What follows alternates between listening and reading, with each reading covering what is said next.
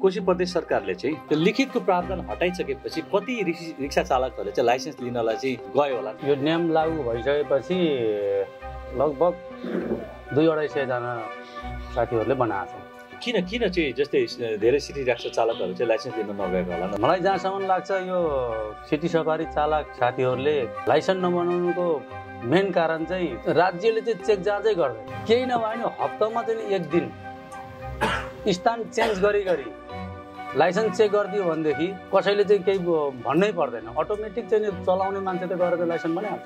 अहिले सिटीवालाहरूले के समस्या देखाउँछन् भने कमाइ हुँदैन। कमाइ भएन भने हामी कसरी जानु? कोही अब मतलब विदेशबाट चट्टाउने यो कमाउने भाडो चाहिँ बनाउनु भयो, तर कमाउने भाडोलाई चाहिँ कसरी व्यवस्थित गर्ने, त्यसलाई कसरी परिमार्जन गरेर जाने, कागजपत्र के लिने भन्ने कुरामा चाहिँ कति मान्छेलाई, कति प्राय हाम्रो चालक साथीहरूलाई चाहिँ त्यो अनभिज्ञ भएको जस्तो देखिन्छ। धेरैभन्दा धेरै सिटी रिक्सा चालकहरूलाई चाहिँ लाइसेन्स लिनको लागि चाहिँ अभिप्रेत गर्नको लागि के गर्दाखेरि उचित हुन्छ जस्तो लाग्छ तपाईँलाई? राज्यले धेरै टाइट गरिदिनु पर्यो, हप्तामा 3 चोटि नै टाइट गरिदिनु पर्यो। आज पक्रियो छोडिदियो, भोलि छोडिदिइहाल्छ, किन जाने भन्ने पनि त्यो हुन्छ नि त।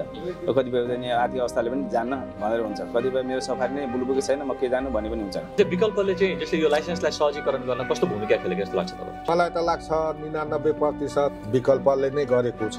90 होइन, 80 होइन, 99 चाहिने हो। काम कमाएर खाँदैछ सिटीवाला, गरिराखेछ विकल्प खबर। कोशी प्रदेश सरकारले चाहिँ त्यो लिखितको प्रावधान हटाइसकेपछि कति रिक्सा चालकहरूले चाहिँ लाइसेन्स लिनलाई चाहिँ गयो होला? यो नियम लागू भइसकेपछि लगभग 200-250 जना साथीहरूले बनाएको छ। किन चाहिँ जस्तै धेरै सिटी रिक्सा चालकहरू चाहिँ लाइसेन्स लिन नगएको होला? मलाई जहाँसम्म लाग्छ यो सिटी सफारी चालक साथीहरूले लाइसेन्स नबनाउनुको मेन कारण चाहिँ राज्यले चाहिँ चेक जाँचै गर्दैन। जस्तै मैले लाइसेन्स बनाएको 5 वर्ष भयो, अहिलेसम्म एकचोटि चाहिँ रोडमा चाहिँ मेरो लाइसेन्स चाहिँ चेक भएको छैन। अनि बनाउने पनि कुदिरहेछ, नबनाउने पनि कुदिरहेछ, किन खर्च गरिराख्ने? त्यो बनाउनलाई चाहिँ तपाईँको चाहिँ 1-2 दिन चाहिँ त्यो समय लस हुन्छ। अनलाइन फर्म भर्ने कहाँ कसरी गर्ने भने त हामीले सम्पूर्ण जानकारी गराएको छ। साथीहरूलाई पहिला थाहा थिएन, अहिले सबैलाई जानकारी छ।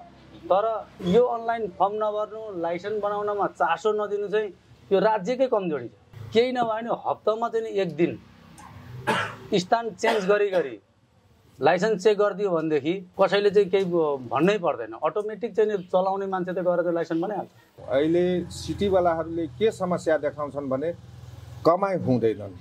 कमाइ भएन भने हामी कसरी जानु? सिटी रिक्सावालाहरू भागी हिँड्छन् कि। किन भागेर हिँडेको त उनीहरू चाहिँ? किन लाइसेन्स नबनाउनु गएको? उहाँहरूको भनाइ त्यही छ, कमाइ समय हुँदैन। अब के गर्नु? सिटी रिक्सा पनि अहिले धेरै नै भइसक्यो। विराटनगरमा 5 वटा रिक्सा खाली जान्छ, एउटा रिक्सामा मान्छे हुन्छ।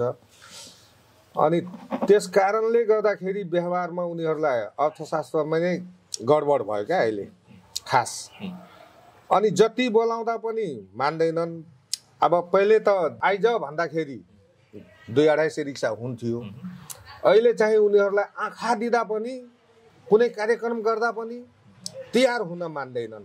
सिटी चालकहरू हुनुहुन्छ नि, उहाँहरू चाहिँ कस्तो छ भने ठ्याक्क कोही अब मतलब विदेशबाट चट्टाउने यो कमाउने भाडो चाहिँ बनाउनु भयो, तर कमाउने भाडोलाई चाहिँ कसरी व्यवस्थित गर्ने, त्यसलाई कसरी परिमार्जन गरेर जाने, कागजपत्र के लिने भन्ने कुरामा चाहिँ कति मान्छेलाई, कति प्राय हाम्रो चालक साथीहरूलाई चाहिँ त्यो अनभिज्ञ भएको जस्तो देखिन्छ। अझ त्यसमा पनि कति अलिकति घमण्डी खालका, मतलब कागजपत्र बनाएर के हुन्छ, लाइसेन्स बनाएर के हुन्छ भन्ने खालका पनि धेरै हामीले चालकहरू साथीहरू भेटाएका छौँ। धेरै साथीहरू छन् जो ठेला चलाएर डाइरेक्ट आउनुभएको छ सिटीमा, उहाँहरूलाई चाहिँ त्यो थाहा नभएर हो कि के भएर हो अलिक मतलब आनाकानी गरिराख्नु भएको छ। धेरैभन्दा धेरै सिटी रिक्सा चालकहरूलाई चाहिँ लाइसेन्स लिनको लागि चाहिँ अभिप्रेत गर्नको लागि के गर्दाखेरि उचित हुन्छ जस्तो लाग्छ तपाईँलाई? राज्यले धेरै टाइट गरिदिनु पर्यो, हप्तामा 3 चोटि नै टाइट गरिदिनु पर्यो। जहाँ तहाँ नै चेक गरिदियो भने यो चाहिँ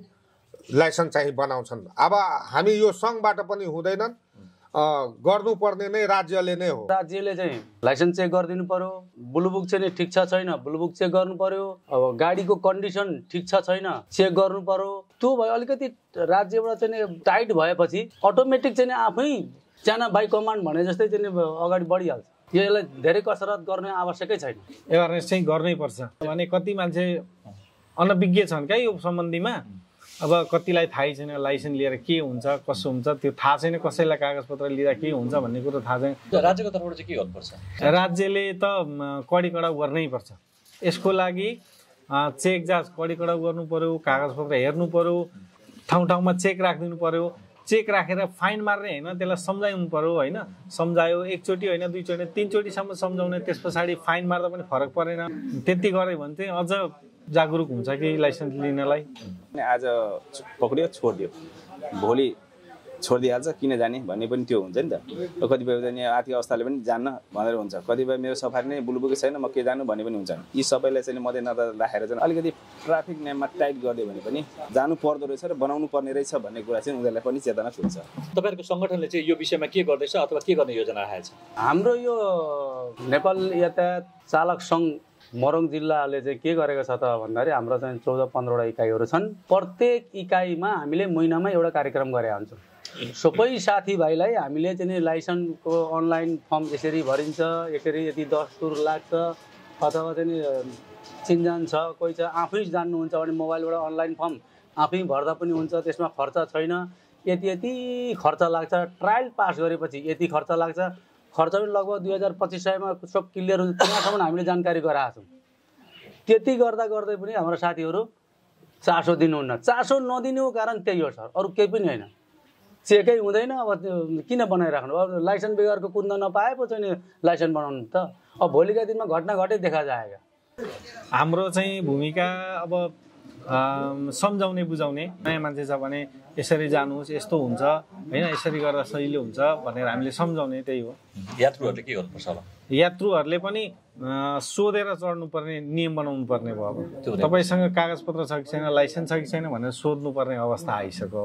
त्यो विकल्पले चाहिँ जस्तै यो लाइसेन्सलाई सहजीकरण गर्न कस्तो भूमिका खेलेको जस्तो लाग्छ तपाईँलाई? मलाई त लाग्छ 99% विकल्पले नै गरेको छ। 90 होइन, 80 होइन, 99 चाहिने हो। जति पनि अहिले आवाज उठाउनुहुन्छ कसले उठाएको छ त? विकल्पले नै उठाएको छ। काम कमाएर खाँदैछ सिटीवाला, गरिराखेछ विकल्प खबर। सिटी बारेमा जति पनि आवाज भयो सबै विकल्प खबरले नै उठाएको छन् र जहाँ पनि लडेकै छन्। लाइसेन्स बनाउने विषयमा हामीलाई सल्लाह सुझाव दिने नै विकल्प खबर हो भन्छु म। एउटा कुन कार्यक्रममा के कारणले चाहिँ तपाईँहरू लाइसेन्स नबनाउनु भएको भन्दाखेरि मैले भनेको थिएँ 75% चाहिँ लेखापढी नभएका चाहिँ साथीहरू चालकहरू छन्।